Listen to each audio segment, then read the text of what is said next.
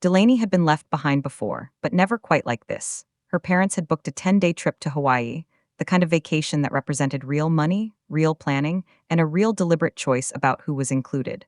Her sister Madison was included. The family friends joining them were included. The hotel upgrade her mom had been researching for 3 months was included. Delaney was not included. The explanation came with the particular careful language her parents used when they wanted a decision to sound like consideration. They said someone needed to stay with Grandma Ruth. They said Ruth had been having some difficult weeks and needed consistent support. They said Delaney was the responsible one, the one they trusted most with something this important. They said it like it was a compliment. Delaney drove to her grandmother's house with a suitcase and a specific kind of quiet that came not from peace, but from 10 years of being the responsible one, while her sister got the vacations and the attention and the version of the family story where she was the favorite. She had expected 10 days of grocery runs and medication reminders, and the particular loneliness of being left behind while everyone else was somewhere warm. What she had not expected was what her grandmother said on the third evening. They had been sitting at the kitchen table after dinner, Ruth with her tea, Delaney with her hands wrapped around a mug she wasn't really drinking from, when Ruth looked at her with the specific directness of a woman who had been waiting for the right moment for a very long time. She said, "I think it's time you knew some things." And then she reached under the kitchen table and pulled out a box.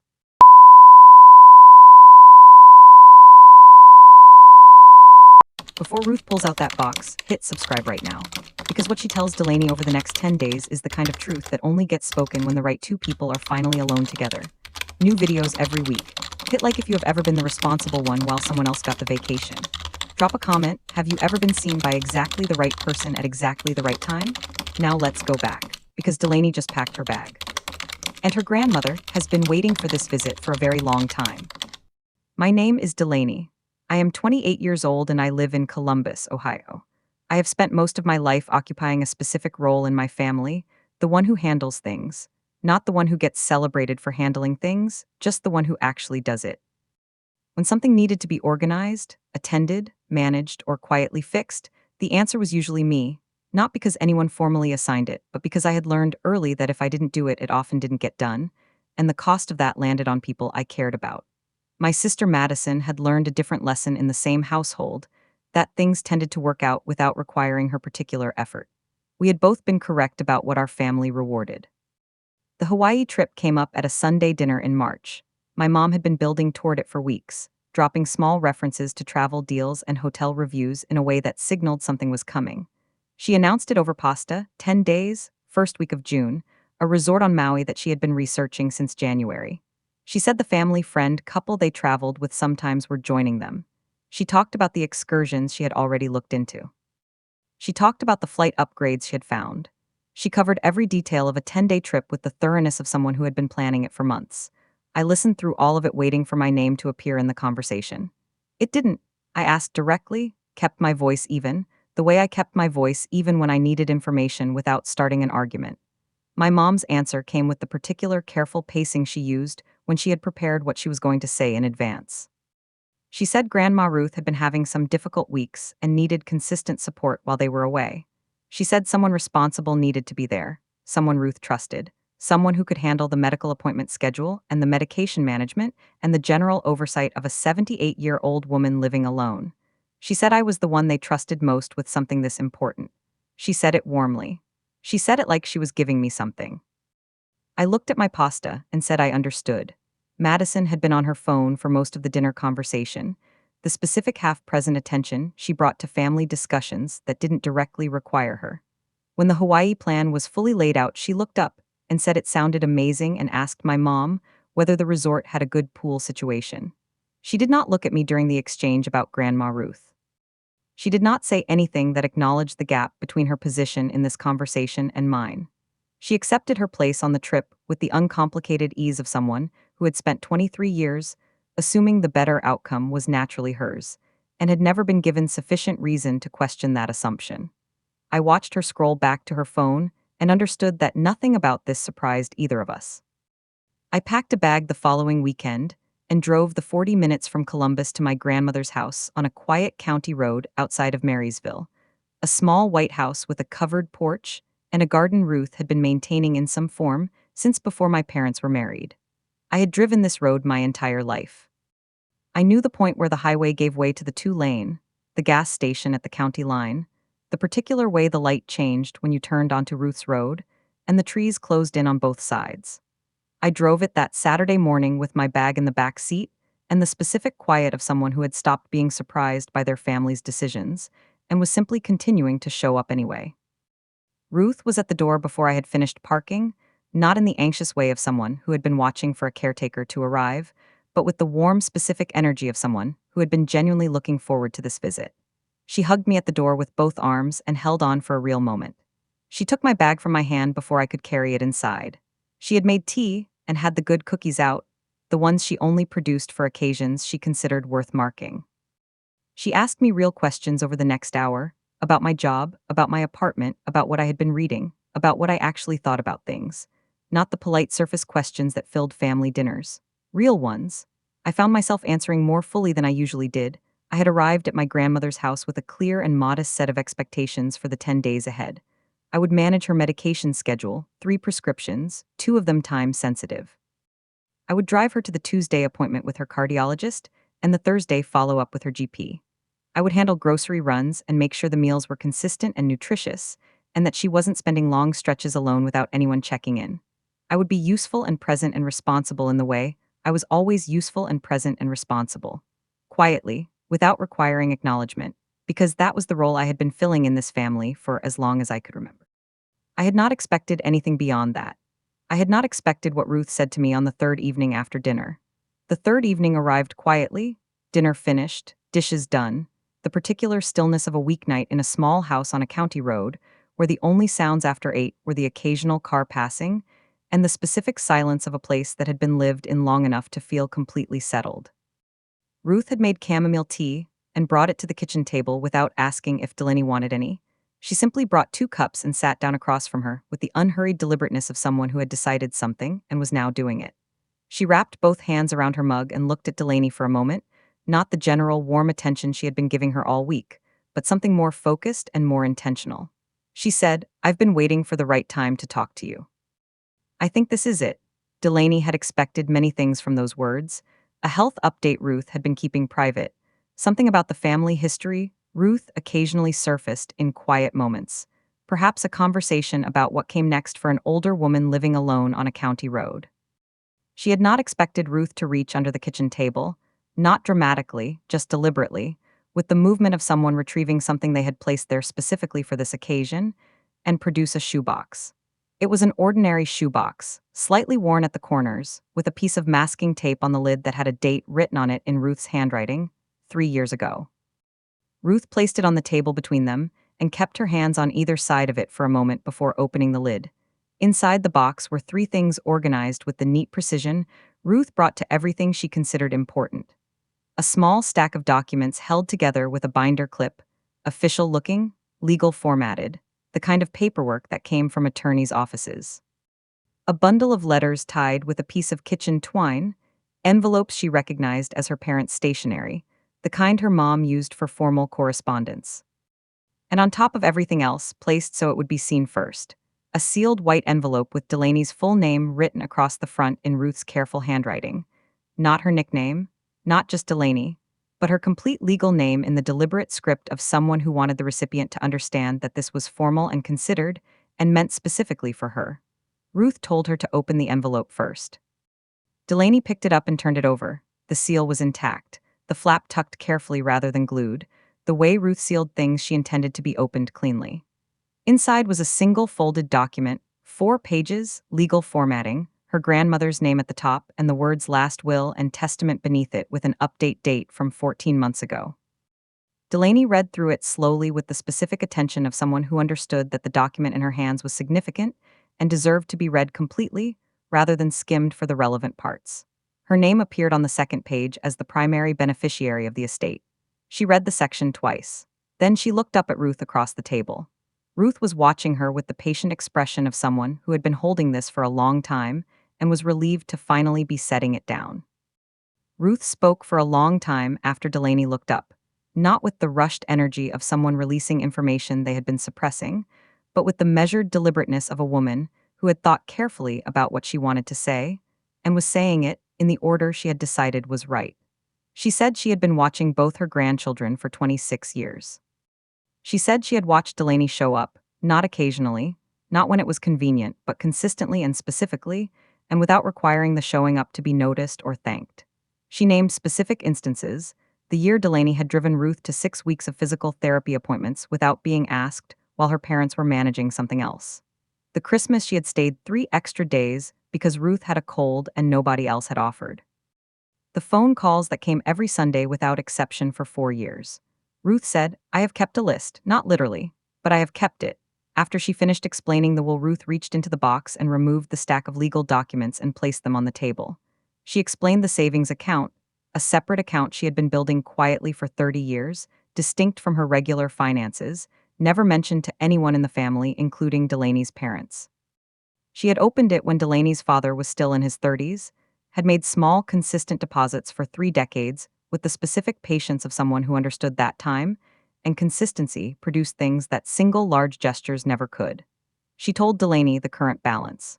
Delaney heard the number and kept her expression steady, with the effort of someone receiving information that was significantly larger than their expectation had prepared them for. Ruth said, "It was always going to be yours. I just needed to make sure the timing was right." Ruth finished by saying the one thing she had clearly been most deliberate about: the reason she was having this conversation now, rather than leaving the documents to speak for themselves after she was gone. She said she was not telling Delaney this to create conflict or to position her against her parents or her sister. She said she was telling her because Delaney had spent 26 years in a family that had consistently underestimated what she contributed and overestimated what it gave her in return, and she had watched that happen and had said nothing for too long. She said, "You deserve to know that someone has been paying attention. That someone saw every single thing you did and considered it worth something real." She reached across the table and put her hand over Delaney's. She said, "That someone was me. It has always been me." Delaney woke the following morning to the smell of Ruth's coffee and the particular quality of light that came through the east-facing bedroom window in the early hours. The same light she had woken to in this house her entire life, on holiday visits and summer stays, and the occasional weekend when being in her grandmother's house had felt like the only place that made complete sense. She lay in bed for a few minutes before getting up, not processing dramatically, just sitting with the previous evening the way you sat with something significant that had arrived too fully to be absorbed in a single night. Ruth had known. Ruth had been watching and counting and building something real for 30 years. Delaney got up and went to the kitchen, and Ruth handed her a cup without asking how she took it. She already knew. The days that followed had a different quality from the 10 days Delaney had originally anticipated, not because the practical responsibilities changed. The medication schedule and the appointments and the grocery runs continued exactly as planned, but because Ruth had opened something the previous evening and neither of them saw any reason to close it again. They talked differently.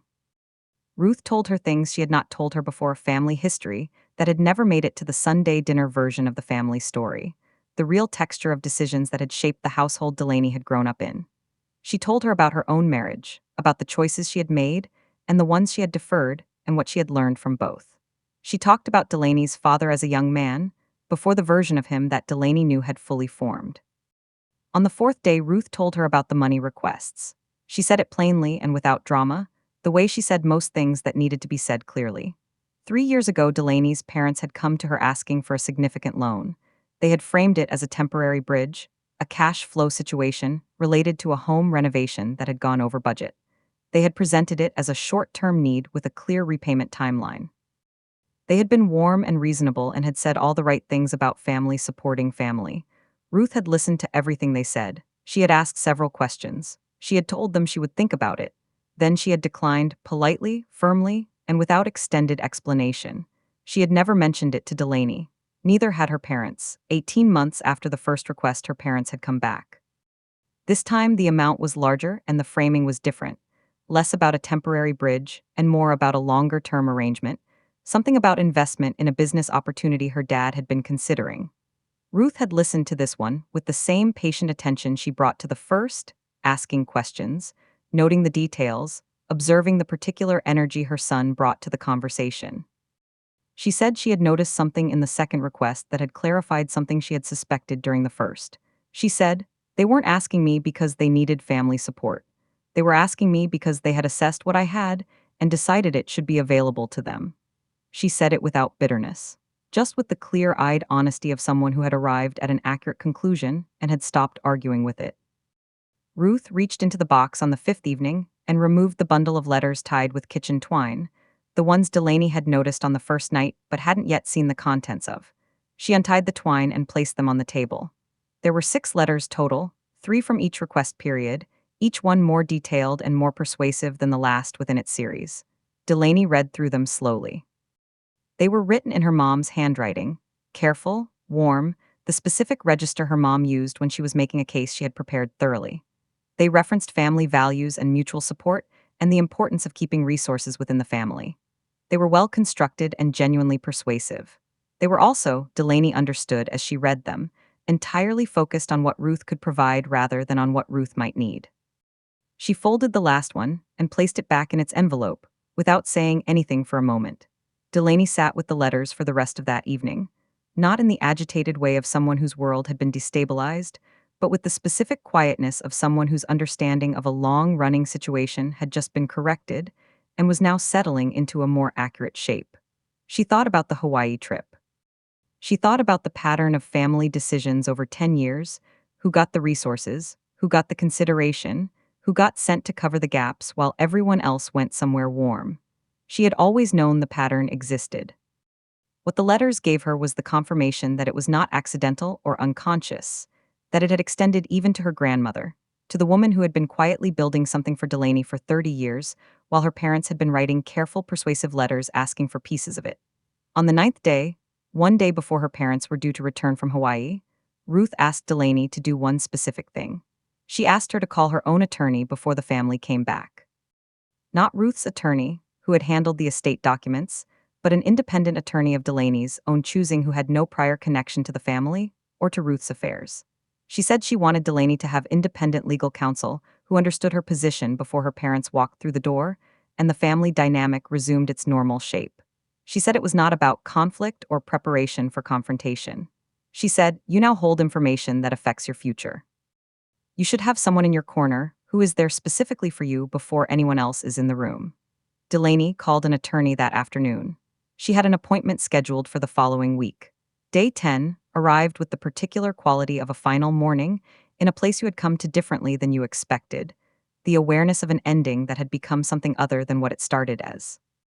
Delaney woke early and made coffee, and sat on Ruth's covered porch in the cool morning air with her mug, and the specific stillness of someone who had arrived 10 days ago, carrying a suitcase and low expectations, and was leaving with something she didn't yet have language for. The county road was quiet. The garden was doing what Ruth's garden always did in early June, organized and deliberate, and full of things that had been tended carefully enough to look effortless. She sat there for an hour before Ruth came out and joined her, and they shared the morning without needing to fill it with words. Her parents' car pulled into Ruth's driveway at 2 in the afternoon, right on the timeline her mom had texted that morning from the Maui airport during their layover. Delaney was in the kitchen when she heard the car and watched through the window as her parents got out, tanned, relaxed, moving with the unhurried ease of people who had spent 10 days being warm and comfortable and entirely untroubled. Madison got out of the back seat wearing sunglasses and carrying a tote bag from a resort gift shop. Her dad stretched in the driveway and looked at the house with the easy satisfaction of a man returning to something familiar after a pleasant absence. Her mom was already moving toward the front door. Delaney dried her hands on the kitchen towel and went to meet them. Ruth met them at the front door with the warm, unhurried welcome she gave everyone who arrived at her house, genuine, specific, the particular quality of attention that made people feel like their arrival had been the thing she had been looking forward to most. She hugged Delaney's mom and asked about the flight. She shook her dad's hand and said he looked well. She told Madison her hair looked lovely and meant it. Ruth had always been genuinely warm with Madison regardless of anything else, because Ruth had decided a long time ago that her feelings about how her grandchildren were treated were separate from how she treated her grandchildren. They came inside and Ruth put the kettle on, and the house filled with the easy noise of a family reassembling after a 10-day absence. Nothing in Ruth's manner indicated that anything had changed. Everything had changed. Her mom settled at the kitchen table with her tea and asked the questions she had called twice during the 10 days. How had Ruth been feeling? Had the cardiologist appointment gone well? Had she been eating properly? Had she been sleeping?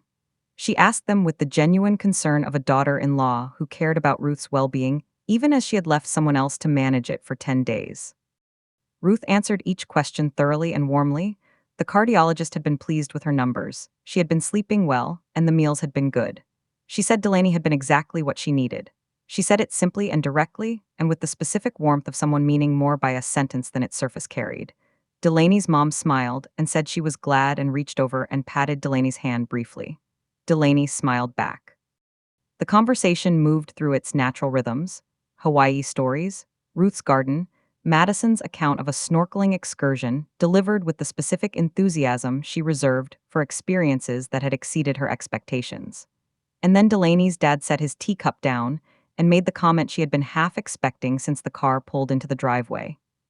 He said he had been thinking during the trip that with Ruth getting older and the house requiring more upkeep, it might be worth having a family conversation about long-term arrangements. He said it casually, framed as practical consideration, the tone of a man raising a sensible topic rather than making a move. He said something about whether it made sense to think about the property and how the family might want to approach things going forward. Ruth looked at Delaney's dad across the kitchen table with the specific patience of a woman who had spent 78 years developing the ability to hear what people were actually saying beneath what they were technically saying. She did not look surprised by the comment. She did not look irritated by it either.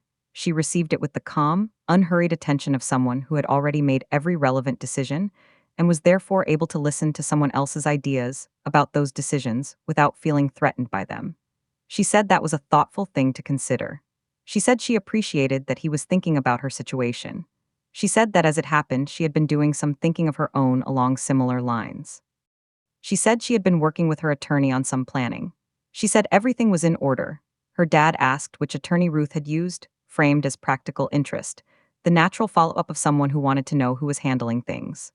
Ruth named her attorney, a woman she had worked with for 12 years whose name meant nothing to Delaney's dad in terms of the family's existing professional relationships, which was exactly why Ruth had chosen her. Her dad nodded and said he would be happy to look over whatever had been prepared, that family should probably be across these things. Ruth looked at him with the warm directness she brought to moments that required clarity above courtesy. She said, "It's all been handled." 4 words in the specific tone of a woman who had made her decisions, documented them properly, and had no interest in opening them to a committee. The kitchen went briefly quiet. Madison was looking at her phone.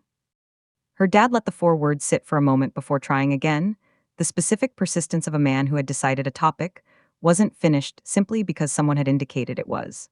He asked which firm Ruth's attorney worked with, whether she was local, how long the estate planning process had taken. He framed each question as practical interest, the reasonable curiosity of a family member who wanted to understand how things had been handled. Ruth answered each question directly and without elaboration. The attorney's first name? Yes, she was local. The process had taken the time it needed to take. She provided exactly the information each question required and nothing additional. She was warm throughout. She was also completely immovable. Her dad recognized the combination. He had encountered it before in business negotiations that had reached their conclusion before he realized the other party was done. Her mom approached it differently, with the softer framing she used when she wanted something her dad's direct approach hadn't achieved. She said she hoped Ruth knew the family was there to support her in whatever way she needed. She said that estate planning could be complicated, and that having family involved in reviewing things sometimes helped ensure nothing had been missed or misunderstood. She said it with genuine warmth. Delaney could hear both the real care and the real agenda operating simultaneously in the same sentence, which was one of her mom's particular skills. Ruth received the suggestion with the same unhurried patience she had shown her dad. She said she appreciated the offer. She said her attorney had been thorough and that she was confident nothing had been missed. She said the documents reflected her wishes exactly as she intended them. Madison looked up from her phone at some point during the exchange, whether from genuine interest or from the peripheral awareness that a conversation with stakes was happening. Delaney wasn't certain. She asked Ruth directly what the estate plan included, not with the careful framing her parents had used, just with the straightforward curiosity of someone who had not yet developed the instinct to approach certain questions sideways. Ruth looked at her with the specific warmth she always directed at Madison, real and uncomplicated, the warmth of a grandmother for a grandchild regardless of everything else. She said the plan included everything she intended it to include. She said it had been prepared carefully and that she was satisfied with it. She said it in the tone of someone who had answered the question completely and considered it closed. Madison looked at her for a moment and then looked back at her phone. Delaney stood in her grandmother's kitchen throughout the entire exchange and said nothing. Not because she had nothing to say. She had 10 days of information sitting in her chest that would have reframed every question her parents had asked and every assumption they were operating on. She said nothing because Ruth had not asked her to speak, and because Ruth was handling the room with the specific quiet authority of someone who had been managing difficult conversations for 78 years and did not require assistance. Delaney stood at the kitchen counter with her tea and watched her grandmother field her parents' questions with warmth and patience and complete immovability, and understood that this was what it looked like when a person had made their decisions completely and was simply waiting for the people who hadn't been consulted to finish asking about them. Her parents left with Madison at 4:30, her dad having made one more attempt at the attorney question that Ruth had deflected with the same unhurried patience she had used throughout the afternoon. Her mom had hugged Ruth for a long time at the door and said she would call in the week. Madison had waved from the car. The conversation had ended the way conversations ended when one party had all the information and the other party had only questions, without resolution, without the clarity her parents had clearly been hoping the afternoon would produce. They drove away without knowing what the box had contained. They drove away without knowing about the savings account, or the will, or the 10 days of conversations that had filled that kitchen while they were somewhere warm. Ruth stood at the door and watched the car until it reached the end of the road. Delaney carried her bag to her car and came back to the door to say goodbye properly, not the quick functional goodbye of someone completing an assignment, but the real one, the kind that acknowledged what the 10 days had actually been. Ruth hugged her at the door the same way she had hugged her on arrival, both arms, a real moment, the specific quality of an embrace from someone who meant it completely. She held on for slightly longer than usual, and then stepped back and held Delaney's face in both hands for a moment the way she had done since Delaney was small. She said she was glad the trip had worked out the way it did.